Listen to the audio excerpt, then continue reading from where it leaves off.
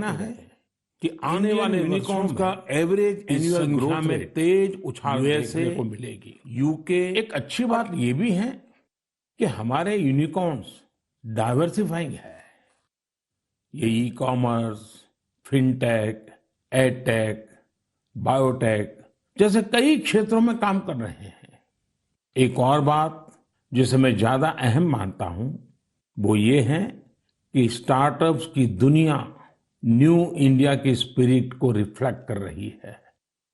आज भारत का startup ecosystem सिर्फ बड़े शहरों तक ही सीमित नहीं है।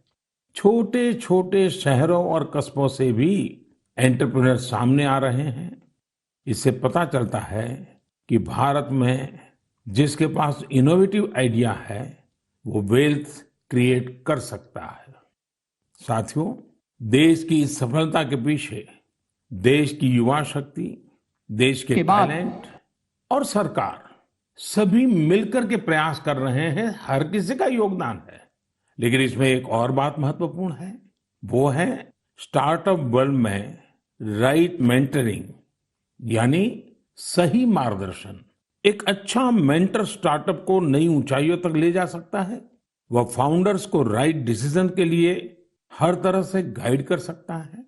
मुझे इस बात का गर्व है कि भारत में ऐसे बहुत से मेंटर्स हैं जिन्होंने स्टार्टअप्स को आगे बढ़ाने के लिए खुद को समर्पित कर दिया है। श्रीधर वेम्बू जी को हाल ही में पद्म सम्मान मिला है।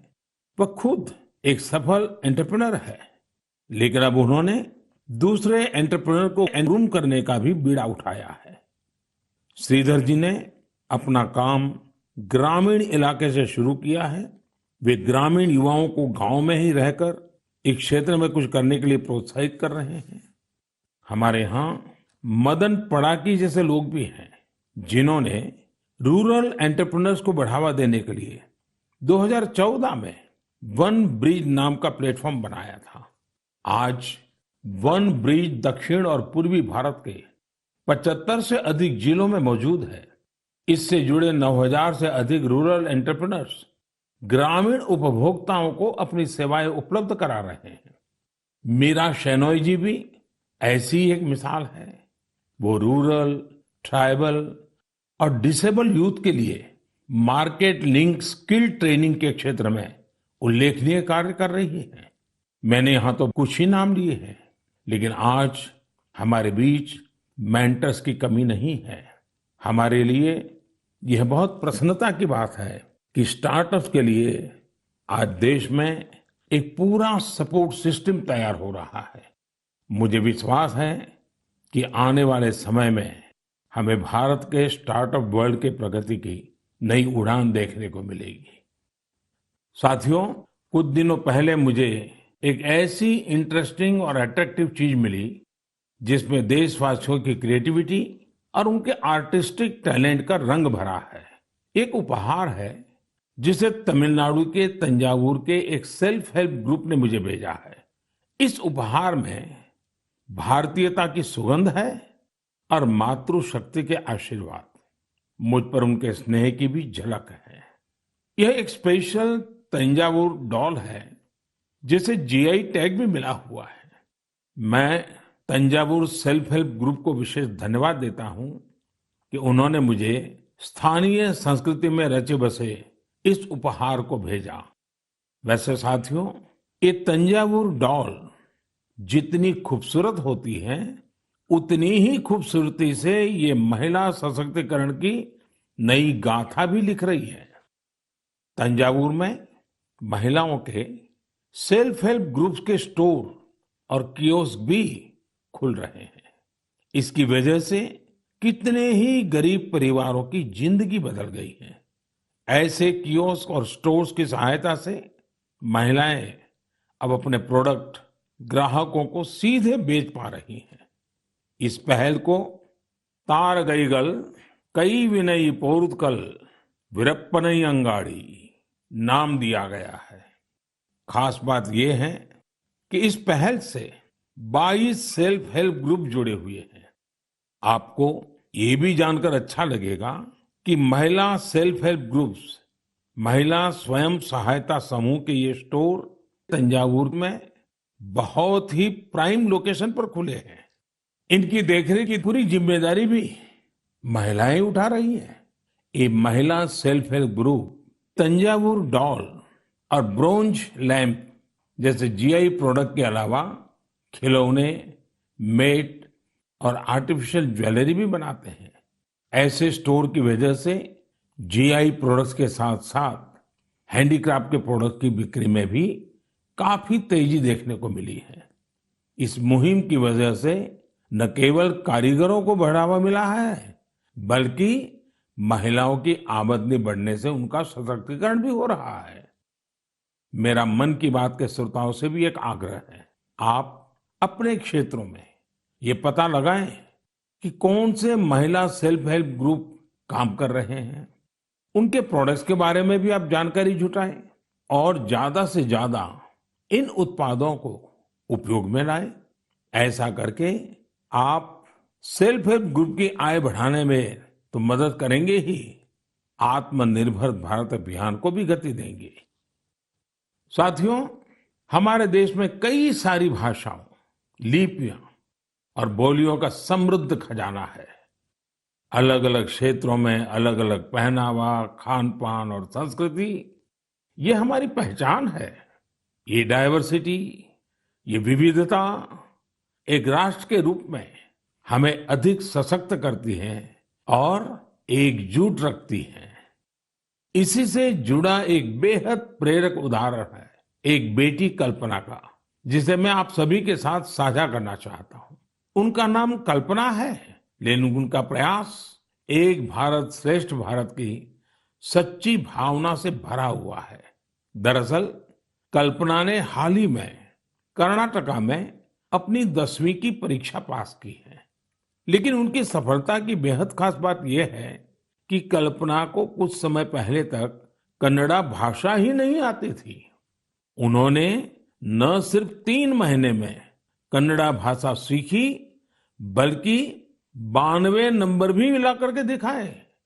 आपको ये जानकर हैरानी हो रही होगी, लेकिन ये सच है। उनके बारे में और भी कई बातें ऐसी हैं जो आपको हैरान भी करेगी और प्रेरणा भी देगी। कल्पना मूल रूप से उत्तराखंड के जोशीमठ की रहने वाली है। वे पहले टीबी से पीड़ित रही थी और जब वे तीसरी कक्षा में थी, तभी उनकी आंखों की रोशनी भी चली गई थी। लेकिन कहते हैं ना, जहां चाह वहां राह। कल्पना बाद में मैसूरू की रहने वाली प्रोफेसर तारामूर्ति के संपर्क में आई, जिन्होंने न सिर्फ उन्हें प्रोत्साहित किया, बल्कि हर तरह से उनकी मदद भी की। आज वो अपनी मेहनत से हम सब के लिए एक उदाहरण बन गई है। मैं कल्पना को उनके हौसले के लिए बधाई देता हूं। इसी तरह हमारे देश में कई ऐसे लोग भी हैं जो देश की भाषाई विविधता को मजबूत करने का काम कर रहे हैं। ऐसे ही एक साथी है पश्चिम बंगाल में पुरुलिया के श्रीपति टूडू जी।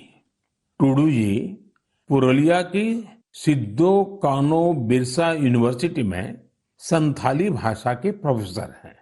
उन्होंने संथाली समाज के लिए उनकी अपनी ओल चिकी लिपि में देश के संविधान की कॉपी तैयार की है।